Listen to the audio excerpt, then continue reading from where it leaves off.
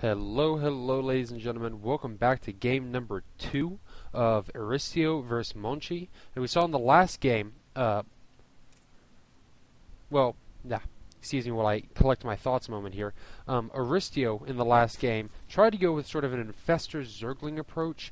He didn't quite hold up to what looked to be about the, I believe it was a 5-gate blink +1, or maybe I'm confusing that with a GSL that I saw. I know that it was a blink timing push that came from Monchi that ended up beating down Aristeo pretty solidly. Both players, though, in this best of 3, ready to fight through it. Neither one ready to give up just yet. Of course, Monchi, having just won, wouldn't want to give up. Well, I'm ahead. Why don't I just give him the whole series? No, Aristeo still putting up a good fight. Monchi ready to clean it up, take it home in game number 2. And both of these players, very, very good. Neither one exceptionally well known. You know, they don't have their own fan club threads on Team Liquid or any such thing. They're good players. There's no doubt to make Grandmaster on any ladder, in my opinion, is an achievement.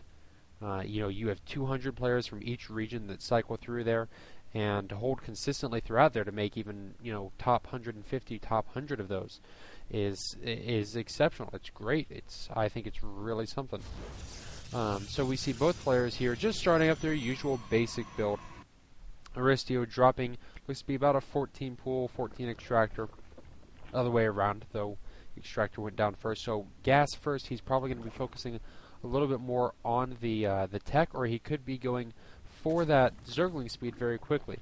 I'm not always a fan of zerglings versus Protoss. I feel that at the beginning they can be weak, especially if you come up against a Sentry Zealot build. Of course, that's just, you get force fielded and then the Zealots just eat you alive, unless you can get some very good surrounds. But with proper scouting, of course, you can see, oh, my opponent's going a very Stalker-heavy build. Sure, zerglings will be great. My opponent is going for a Stargate. Oh dear God, I need to get to Hydralisks. Zerglings aren't going to do a thing. We'll see 4 Zerglings are coming out just for basic map control as the Cybercore goes down. And 100 gas did just finish. Let's see if he gets that speed. Yes, he did right away as soon as he could. And you can see he pulled drones off gas, only having that 4 extra gas. Really, ideally, you would have none at all.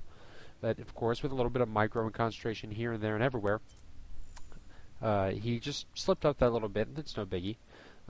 Get that 1 gap for Monchi, so that he'll be able to just slip units in and out of there. Good wall off, good prediction in that his opponent will be going for those early Zerglings, those early Speedlings. Probably just to help secure this expansion as well. Some players prefer to go a very early Roach build, but they fear that that could be weak against an Immortal push, which with the new patch, with Immortals having that extra range of 6, absolutely, they just tear Roaches to pieces. Especially when you can shuffle them in behind some Stalkers. Aristeo going to see nothing out of the ordinary coming up here. Warp gates being researched. He might go up and catch that Chrono Boost as it's being spent on there. 2 more gateways going down, so we could see a 3-gate again into Blink or into Robo build. Wouldn't be at all uncommon. We could also see a 3-gate expand. A 3 gates generally is a very flexible build for Protoss.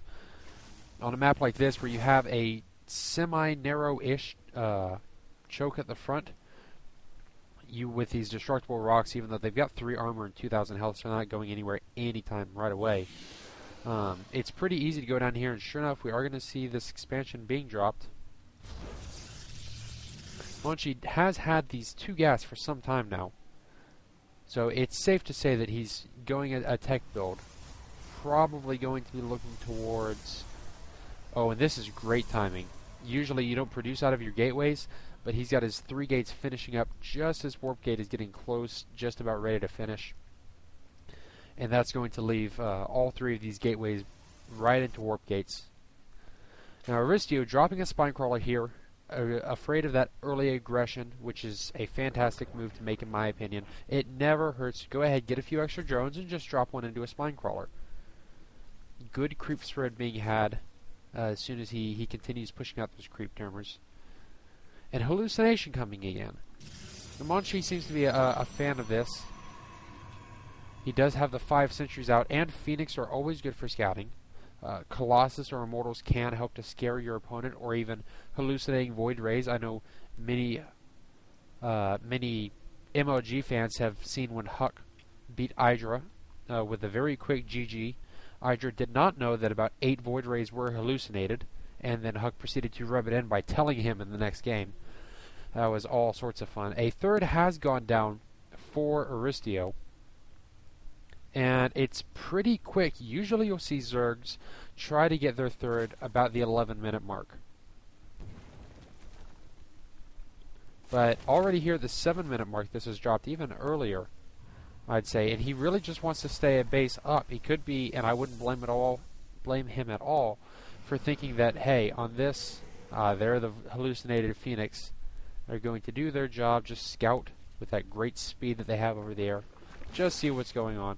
We follow this rally point, see, yes, it's going to go right by the third, and see that it is going up, that Aristeo does want to keep that base advantage. We do have a Roach Horn going down.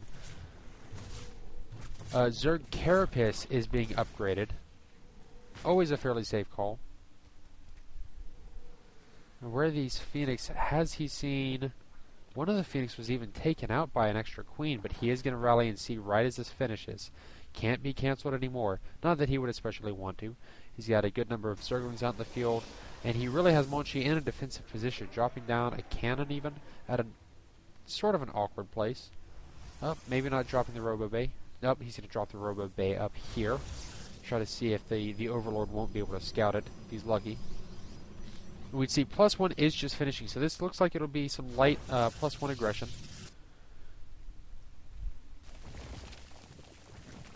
And this is smart. Dropping a Spore Crawler, canceling a Spore Crawler, maybe not so smart. Dropping a Spore Crawler right up here at the front, just to say, you know, in case there's going to be any silly DT play, in case there's going to be anything of the sort. Oh, and his Zerglings could run by here. Nope. Zealot has blocked that up. Monchi just with a little bit of a force out here. 5 sentries, 3 stalkers. Trying to see if he'll be able to do any form of damage or any pressure. Decides not to, and hey, some free Zerglings by all means. Overall, both players really just building up, preparing all the more. Roaches are out in the field, and a Colossus is on the way. And we see the layers finished, so we're waiting to see what sort of layer tech we're going to be getting from Aristeo. There's the Spire going down. I don't believe he scouted the robotics facility, or the robotics bay, so that's a pretty good read on his part. Knowing his opponent, of course, the Spore Crawlers are so great, because if you're getting an evolution chamber already for upgrades, which just about everybody will at least some point, get it early on, snag some upgrades for yourself, as another hallucinated pair of Phoenix come flying by. And the Spore Crawlers do, or you can, yeah, I was saying, with this Hydralisk going down, so we might see some Roach Hydra Corruptor play, you get an Evo Chamber. You get some upgrades, and then while it's down, you take a couple of your extra drones and you drop a Spore Crawler right at the front just to detect in this little area. You drop another one over at a base here just for any silly DT play. I know I play with a Protoss player, a friend of mine. We'll practice against each other on occasion, and he hates the fact that he could go invest into this huge DT play, and then it's all negated by, oh hey, I guess I'll drop a Spore Crawler. I wouldn't say it's entirely negated, but most certainly it's made more difficult. We do have this push coming through. Thermal Lance is about to finish, as is the second Colossus, so I wouldn't be surprised to see if a little bit of a push came from after the second Colossus. We have Air Flyer 1, Missile Attack 1, 7 more Roaches, and Groove Spines all on the way for Aristeo. And that's Weapons Level 2 is on the way now for Monchi, as he proceeds to warp in more Stalkers, and a third Colossus is being made. Are Colossus made, or are they warped in? Is everything warped in for Protoss? Training. Well, I don't suppose you really train. I mean, they're robots, they're computers. but nonetheless. Even more hallucinated Phoenix. This is a great move by Monchi. Really just getting in that scouting constantly, seeing what's going on. It only costs him energy. I might want to see him bank some more energy so that he can hallucinate like 2 more Colossus or 2 Immortals and a Colossus with his army. But he's still getting good scouting. He's seeing that everything is up. The Spire, the Hydras, the Corruptors he saw as well. So he knows that he's going up against pretty much the same composition anybody would do against this type of an army. Now everything is getting ready for a pretty big confrontation here. As the Corruptors get ready to swing by and try. There's the hallucinations that I would have liked to have seen, but much earlier he knows that those are hallucinations. So he already has the Corruptors focusing on the correct Colossus. And this is a great move by Aristeo, being able to spot, oh wow, you're hallucinating those guys. I guess I won't attack them at all. It looks like the Roach count and the Hydra count is going to just be too much for Monchi. He may have overextended himself too early on, or just not punished his Zerg opponent for taking that early third base. Now, the forces are going to get pushed back a little bit here as a second real Colossus comes and joins in. But really, there are so many more. We're already back up to 27 Hydras. Or, I'm 27 Hydras. 27 Roaches and 12 Hydras. They are 1-1. And the Zerg attack flyer one is just finishing. So, versus Massive, we now have these Corruptors doing 22 with 9 more Roaches on the way. Excuse me, I'm getting a little stuffy in the nose. I seem to be allergic to an awesome game. +2 did just finish for our Protoss force fields, going down very well to try to take advantage of these Colossus range, but Corruptors flying right over the force fields. They laugh at your force fields and say, we're just going to kill your Colossus anyway. I don't know if this Colossus ever had Corruption used on him, and that's a very major cooldown that could be used at least by the Corruptors. But this is just going to be too much for Monchi to handle. Aristeo about to hit cap. He's already dropped to 4th base. GG, well played, says Monchi, as we go into Game 3.